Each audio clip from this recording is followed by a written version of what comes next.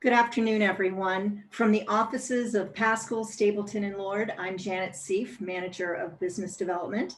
Welcome to our webinar this afternoon about overcoming threats to your enrollment funnel. This webinar is part of Pascal, Stapleton, and Lord's educational webinar series about timely topics and enrollment marketing.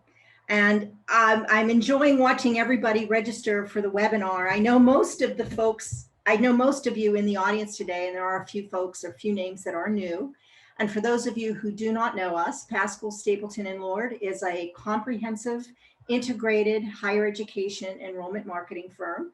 Since the 80s, we have helped over 600 colleges and universities elevate their brands and grow their enrollment. And the program today, just so you know, we're not going to dwell on the threats to the funnel. We are going to present ideas on the solutions. We're going to focus on being proactive. And may we have the slide, please, the opening slide. And as we were preparing for the program today with the speakers, we counted on our fingers, and there are just about 10 months until the fall 2021 class that everybody is working on right now. So yes, time is of the essence. And as a result of today's program, we want everyone to be aware of the most imminent threats to the funnel. And we want everyone to think about acting now and being focused on fixing things that are under our control, and they are. And there will be three main takeaways today. So we've got it focused on the three most salient solutions. Our speakers today include experts from Pascal, Stapleton, and Lord, and colleagues from two of our client schools. And you will meet them throughout the program today, which we try to keep to 30 minutes. We know that your time is important. And as part of a typical webinar, we welcome questions throughout the program. Just use the chat box or the Q&A feature on the webinar that you see there. And I know most of you or all of you are all experienced with Zoom now. So ask questions. And as we get toward the end of the program, we will address all questions, or at least as many as we can within the time. And I'll reach out to everybody promptly to answer any unanswered questions. And we're also recording the program. So early next week, we will be sending a link to the recording and a copy of the slide deck. So I want to thank our speakers today for their expertise and their time, and a special thanks to everyone who has taken time out of their busy Friday afternoons to be with us. So at this point, I'd like to hand things over to Dana Evans, Senior Consultant at Pascal, Stapleton, and Lord. Dana. Great. Well, thank you, Janet. And thank you to everyone for taking time out of your busy day and joining us. It goes without saying that, 2020 has been a little bit unique and challenging, and, ultimately it may really change the way that we look at recruiting. Even in a normal year, whatever we consider normal, most VPs and directors of admissions get a little worried about enrollment. It just comes with the territory. And even looking ahead, many are still concerned as, there's so many external factors in looking at that enrollment funnel. And, in the fall of 2020, just a few months ago, some institutions really had some big enrollment challenges. I think some institutions also came out probably a little bit better than they were expecting. But regardless, we really need to be diligent and deliberate at how we identify and we address threats to the funnel. So, I think we can kind of all agree that every successful admissions enrollment operation is built on a foundation of fundamentals. And, Vince Lombardi had a philosophy in his coaching, and that was fundamentals first. So even when he was working with very talented professional athletes, he started every training camp with, taking nothing for granted. He had his team go back and work on the fundamentals of football. And, for all of us in admissions, one of our fundamentals is that enrollment funnel. And we don't want to, or, we shouldn't take it for granted that students are just going to enter the funnel and move through the funnel in this process. It's really important that we think about feeding the funnel and really developing the strategies that are going to motivate students and that are really going to engage students and keep them going from stage to stage in that funnel. That is the basic fundamental of a job description for a recruiter. Now, as you know, the funnel is also going to take on a lot of different shapes. Some funnels may be very large at the top end with prospects and inquiries. Some funnels we may see kind of swell in the middle at that applicant stage, and some may really be much more cylinder shaped. But, the basic idea is there. At some point, we're getting prospective students into the funnel and we're trying to move them through. Now, the funnel can also provide great insights when we have enrollment challenges. And when an enrollment challenges arise, I really recommend going back to the funnel and analyzing it, really looking at where is the challenge, at what stage in the funnel are we having issues? It's early November right now, and colleges are really at very different phases and very different places in their funnel process. Many institutions are still looking for inquiries. There's some institutions that have really moved on to focusing on applications or maybe even completing applications. And then, of course, there's some institutions that are already managing their admits. But regardless of where you are, regardless of where your challenges may be with the funnel, PS&L has identified 3 threats that we want you to be aware of when you think about your funnel. And the first one is a weak digital presence. Now, a digital presence can really build that top end of the funnel. However, many times when I'm working with colleges and universities, they have a weak digital presence, and a lot of that may be because sufficient funds have not been allocated to their digital presence. And so we're going to talk more about that shortly. Another threat may be a lack of online engagement. The current environment is more self-service than ever. And, is your website really ready for that? The third threat may be your recruiting team. And right now, especially, we're in a very high touch, process, really integrating the process and the outreach in a high touch. And I think students have an expectation to really have a lot of high touch from their recruiting team, from the admissions office. So let's move on to that first threat and really explore that threat of having a weak digital presence. So, we know students can enter the funnel at any point. That top end is really important, though, that we can build those inquiries and prospects even. And utilizing digital is a great way to really build awareness and drive inquiries and maybe even applications. Now, you may or may not be aware that PS&L conducts funnel analysis for colleges and universities. And many times when I'm doing a funnel analysis, I find that those top source codes end up being things like high school visits or college fairs or ACT or SAT purchases.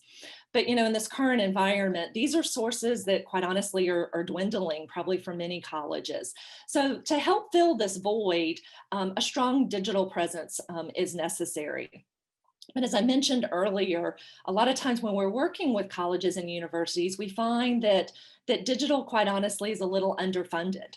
And certainly that may be the case in these unique times as budgets have taken unforeseen hits and changes and challenges, all related to COVID.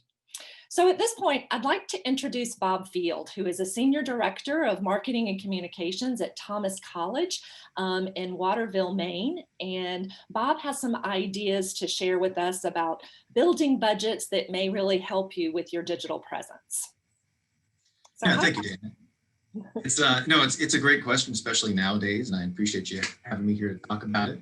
I'm sure most of you on the video phone feel, as we all do, that thanks to the pandemic, even when there's a will to invest more in digital organizationally, may be hesitant to authorize either additional funds or in some cases even maintain what you had last year as you're trying to rein in costs in the face of all of the uncertainty that's coming down the pipe. I'll be honest here and admit that I had it a little easier than most when it came to arguing the case for increasing the investment in digital here. There was a general agreement when I came on board. I've been here just a little over a year. There was a general agreement that we needed to invest more in digital, but there really wasn't a clear consensus on where, how much, or what the potential return would be. We knew that something had to be done, but for all intents and purposes, that's kind of where the thinking stopped. So the first step for us was making sure that we developed a really comprehensive digital marketing plan. That required really three major steps. The first one was we had to get smart. We had to understand what the real needs were for digital. Too often, when you think of digital investments, it equates to just buying more ads, just buy more ads. But in reality, we know that you can have just a fantastic ad campaign that's everywhere. You can drive a bunch of people to your website, but you can lead the horse to the water, but if it doesn't like what it sees or what the well looks like, then you're really only doing half the job if you're trying to drive top of the funnel inquiries. The second thing was audit all of the things. What had already been done? What structures were already in place? How were they measured historically, or were they not measured historically? Did they meet their goals, and what was the ROI? What elements were missing in that comprehensive digital plan? Content, listening tools, analytics, brand fidelity platforms, and just consistency across your channels. And the final piece in getting that set up was take a step back and read the room, and then start to build a coalition of advocates within your senior leadership. Did other departments see a digital investment as a pathway forward? Did they have a positive experience in the past? Or did you need to start to think about, well, I need to manage the internal PR within the organization around digital investments to get consensus among leaders that digital is a critical step to organizational success. So in thinking about getting smart, as I mentioned, uncovering where their real needs are for digital investments doesn't mean that it's about purchasing more ads necessarily.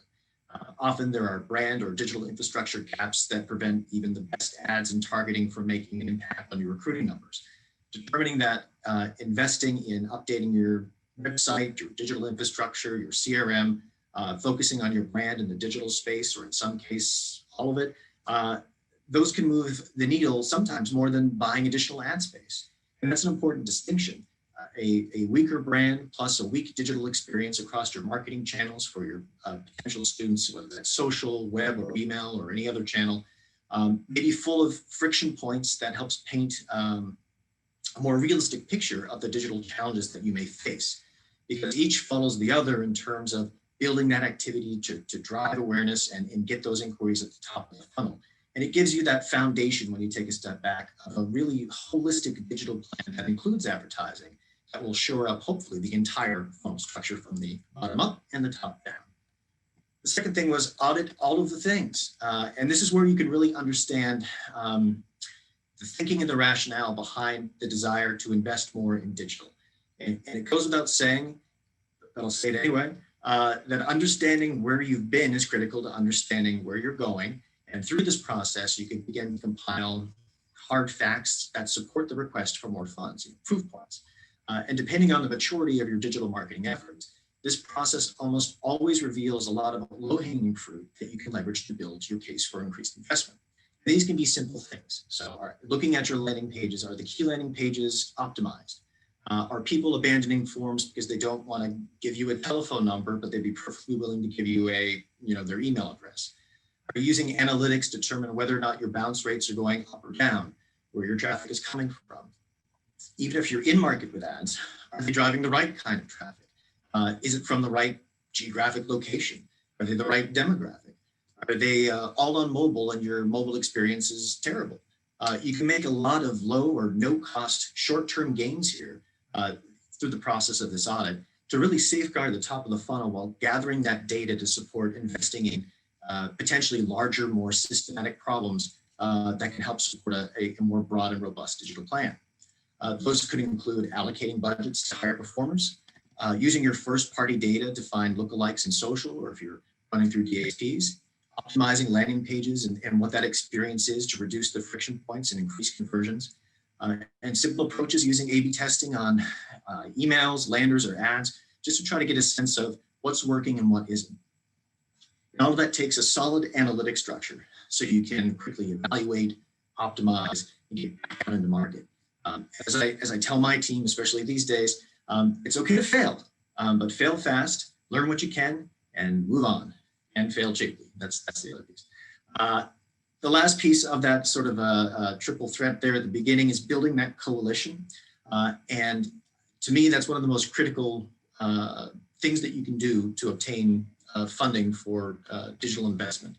I devoted a great deal of time in building relationships, trust, and trying to forge new internal communication pathways that didn't exist before, to try to cut across some of those silos that exist and ensure that information doesn't just flow unidirectionally,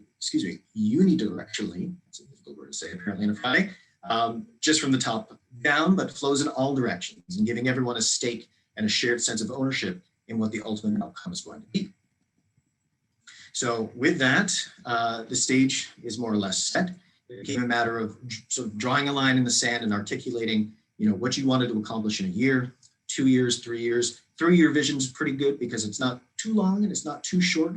And that included what we want to do with the brand, how we want to revitalize the digital infrastructure, and how we want to invest in smarter and more targeted advertising.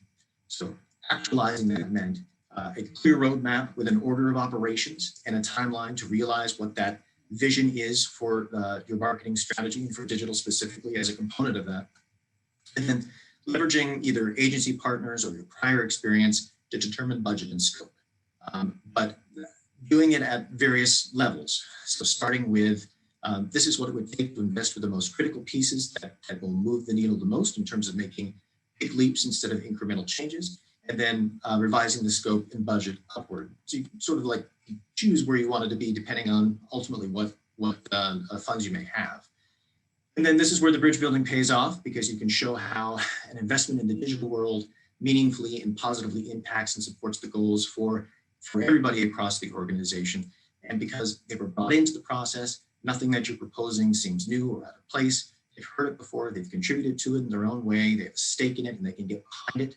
And then you just, that lovely last hurdle, which is board approval on the budget, which is a lot easier to do when you have organizational alignment, proof points and examples from your low and no cost improvements from your audit, and a good coalition of support from your senior leadership team. And then with a bit of luck, you're off to execution. Great. Well, thanks, Bob. Those are some great insights there, and thank you for sharing that. I want to add too that if anyone is really struggling with the digital media budget for their institution, PS&L offers what we call an MMBA, Market Media and Budget Assessment.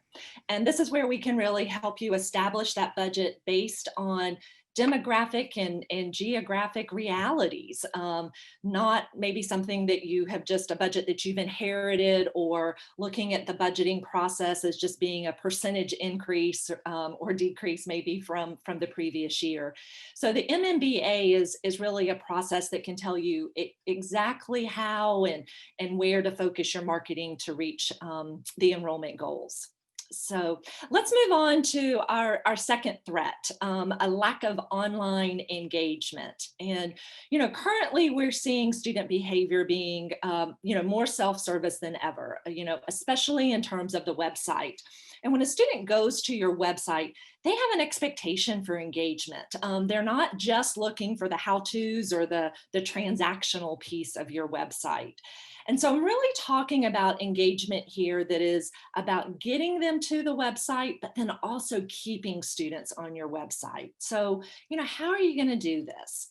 Well, that strong website engagement has multiple angles. There's the content side, which is providing that relevant content that's going to motivate a student to continue exploring your site and want to learn more and move to other pages. And then there's that technical side, which is really more about how your site works. So some questions that you might want to ask yourself, does your content really motivate a student to move to another page? What makes your site memorable? They're looking at a lot of different websites here. You've got to be memorable. Does your website tell really good stories? Does it have good video on it? And if you want to address the technical side, ask yourself, does your website load fast? What's your speed there? And, is your navigation intuitive for prospective students? Now, if you don't know the answers to these questions, or maybe you do know the answers and you're not really excited about them, then maybe looking at a web assessment would help. And a PS&L web assessment really looks at how students enter the website, what they do on the site, how they engage, and most importantly, why they stay on the website. And many times, we think about web assessments as just being that first step of a website redesign. However, at PS&L, we know that every college is not in a position to finance a redesign. So our web assessments are really a standalone process, or can be a standalone process. And as a standalone web assessment, it's going to give you some immediate results, immediate ideas that may help you better engage with students. So I want to give you an example of that. So, during a web assessment for a recent client, PS&L made a recommendation regarding navigation. This particular college organized their navigation based on the internal structure. So academic programs and majors were listed by college. And what we found is that prospective students really didn't understand that. So, in this case, standard patterns of navigation are really a good thing, especially as students move from site to site and looking and comparing colleges. Some of that standardization is good. This is when you're thinking about navigation, this is not the time to try to differentiate yourself and get cute and creative with, different names. That really, we find, limits a student's ability to engage on your site. So I think we all agree that, that online engagement is important, but we also know that your staff can be an asset in building engagement as well. So this brings us to our third threat, the recruiting team. In this current environment, an average recruiting team who just goes through the motions is, quite honestly, probably not going to be very effective. Recruiting teams really need to elevate their game at this point. And, great recruiters can really inspire and motivate prospective students to move through the funnel. I find great recruiters are problem solvers, not only for the college, but also for prospective students. And, connecting prospects and families on a personal, one-on-one level has always been important, but in this current COVID environment, it's downright essential. So at this point, I'd like to introduce Adria Spoon, who is Director of Admissions at Bowling Green State University in Ohio. And Adria oversees a team of 10 recruiters. So I want to welcome Adria, and I know that I've worked with her team a couple of times, and I've always been, very impressed with Bowling Green's recruiting process and territory management. So I'm going to bring Andrea on to really talk a little bit about what advice she can have for recruiting teams and directors to really help them help students move through the enrollment funnel. So Adria, over to you. Fabulous. Thanks, Dana. I appreciate that. And I think that I have two concepts and ideas when we are trying to work to help students move through that funnel. And the first one is really transparency with goals and setting reachable goals for the team. And so I do that on a weekly basis by setting weekly application and admit goals that are shared across the team. And then each of our admissions counselors can kind of break down those goals, those weekly goals, into kind of bite-sized chunks that they're going to work towards and take actions and steps to be able to hit those goals. We work on a weekly basis and provide weekly reports just to help us watch and monitor and see that progress that we're making from week to week and month to month. I would say the second concept is being able to manage those goals by rolling out and hosting a territory management approach. And so this is where our admissions counselors understand within their geographic area, their geographic territory, they understand the needs, the priorities, the challenges, what those particular students need. And then they create a strategy that is based for those particular students.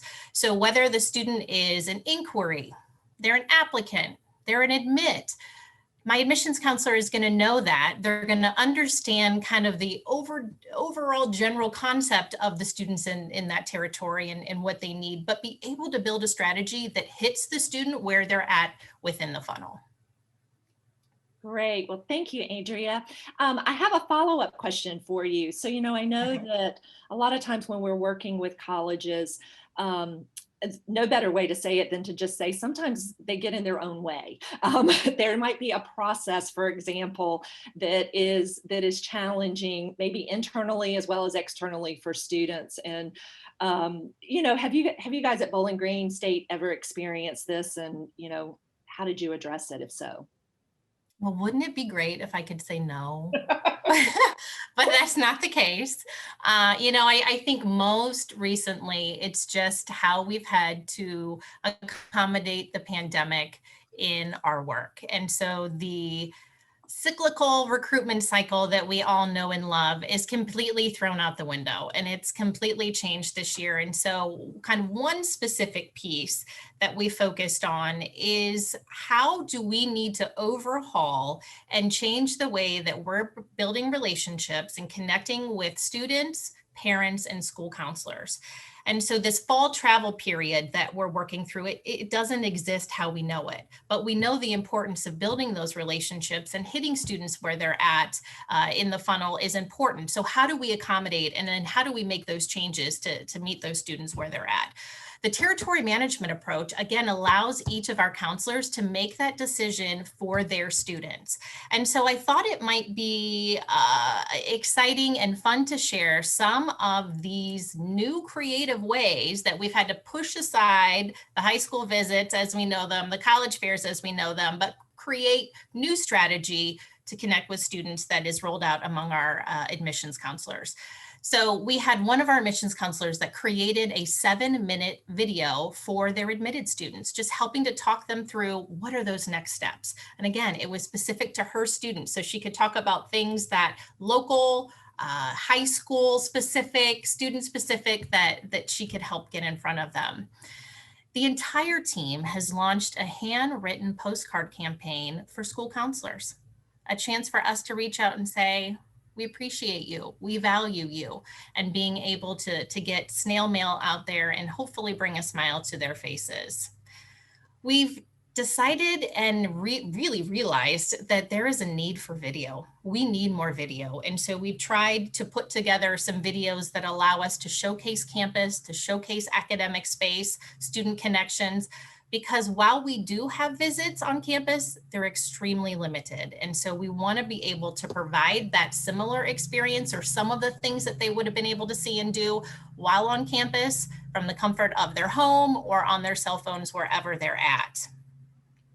We had typically each fall a number of days that there are in-service days within high school districts across Ohio. And typically we have large visitors, lots of visitors coming to campus. So this year, and knowing we wouldn't have those students on campus, we made virtual experiences to welcome them and help them learn more about Bowling Green. And then this last one, it kind of makes me laugh. It seems a little crazy when my team brought it up to me. I thought, well, that's interesting, but let's try it out. One of my counselors actually sat in his vehicle with his phone, did a virtual presentation to the high school students in the school, and then he ran up to the front door of the school, dropped off materials, popcorn, and said, thank you for joining me in my virtual information session. So it wasn't from his home office, it wasn't from the office, it was actually from his car, and just in a unique way to make the visit experience memorable and to connect with those students. So I would say it's definitely continuous assessment. And if you make a mistake, you learn from it and you continue to move on. Great, thank you, Adria. Those are some wonderful ideas that yeah, some of our schools listening may also be trying. So thank you so much. And many times, when admissions offices, when PS&L is working with an admissions office, and they really do want to elevate their game, PS&L conducts what we call an admissions audit or assessment, and it's really a third-party objective view, looking at what are the strengths, what are the weaknesses, but most importantly, what are those opportunities in admissions and recruiting process. And we look at an assessment as a way to really provide that data analysis, some planning, some prioritization, and a way to really create a roadmap to improved enrollment outcomes. So, I think we can all kind of take a page from Vince Lombardi's playbook and realize that success is really built on fundamentals. And, for enrollment success, sometimes we really need to go back to the enrollment funnel and look at that as a fundamental, analyze that funnel, and really think about where we have challenges, where we have successes even, but really identify where are those threats. Now, PS&L can partner with you if you have digital media or planning needs, if online engagement is something that you feel like you may be struggling with, or if your recruiting team may be a little bit of a threat to your funnel. We would love to talk more and, really work with you on what some of those solutions may be. So I'm going to turn this back over to Janet now and see, maybe we have some questions. Hello, everyone. Well, I'm back. Can you, yes. Travis, can you please put us into the gallery mode? And we have received a question, and I welcome any more questions from the audience if there's anything you'd like to ask us as a group. This obviously, this question here, I'm going to pull it over here, is for Adria. How did you create territory ownership and accountability? Sure. Just a brief overview of territory management is, while it is geographically focused, it is allowing the admissions counselor to have their own approach, style, strategy, if you will, to recruit students from that territory. And so I would say that to be able to provide that ownership and that buy-in and accountability, a few things. One is to determine actual territory goals. So while I have an overall freshman enrollment goal that I am expected to meet, we bite it up into the territories or smaller chunks within the territories that allow the counselors to know the piece and the part that they're going to play, and they're going to determine how they're going to reach that goal. I think it's really important to monitor progress. It isn't that we set this goal in September or August, and then the following August we say, oh, where are we at? It's actually something that we monitor. I mean, the counselors have daily access to reporting, and I pull weekly reports as well as them. So it's a chance to consistently monitor that progress and make sure that you're on pace and making great progress. I think it is providing support and providing action and that leadership, if you will, for a counselor that may be floundering or may need some ideas or some context to be able to provide recruitment strategies for that specific territory. So I think it's really a combination of all of that, and open dialogue with yourself, with the team, and making sure that you're having that dialogue to continue working together and working towards those goals. Thank you. Here's the next question. Someone says, thank you all for this information. Do you have any advice on how to sell the value of an assessment and the associated cost internally? Okay, yeah, I can take that one. Yeah, I think when you're talking with others on campus about an assessment of any kind, sometimes we find, college campuses may be a little territorial in the way they approach things. Surprise, I know. But I think one of the things to really sell and talk with people across campus is that an assessment is a way for us to identify what's working well. And we want to capitalize on all those things that we're doing that are working and that are improving enrollment, and continue to do those. And then it's also looking for those additional opportunities. I think another thing that helps in kind of getting some buy-in across campus for assessments is it's something that we at PS&L say is that you guys have a day job. And I bet there's not a single one of you that, comes to the office in the morning and twiddles your thumbs thinking, oh, what am I going to do today? So having that day job sometimes, although, one of the things that PS&L can do in an assessment is jump right in, get it done, and get you those results very quickly. And, a lot of the institutions are really facing, for lack of a better word, some urgency in looking at next fall. As Janet said, there's just a few months away. And so, PS&L can do that kind of assessment very quickly, whereas you guys, usually have a pretty full plate of day-to-day activities.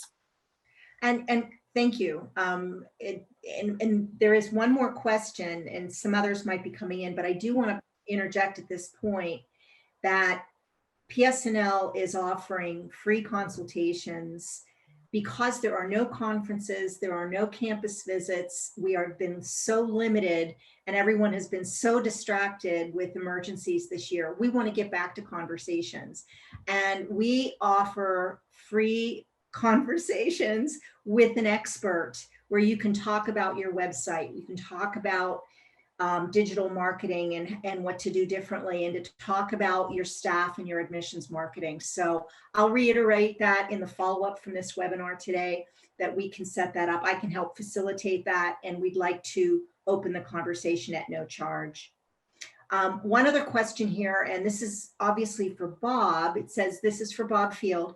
Did you find your administration to be open-minded and savvy about digital marketing? Open-minded, yes.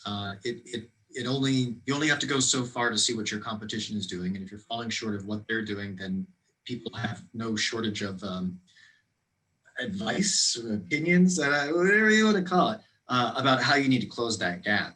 The savvy piece, I think that's where that coalition building really comes in, where you have to sit down and say, I understand what the goals are, but to get there, we have to do these steps first, and really plotting that out. Because if you try to just do what your competition is doing in terms of what you see out in the market, and you haven't done any of the other legwork to make sure that the other side of the house is shored up, then it's going to be a very poor return on investment.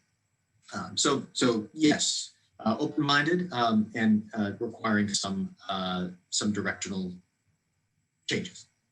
And I'm sure that varies from campus to campus. Absolutely. Sure, there's a really depends on.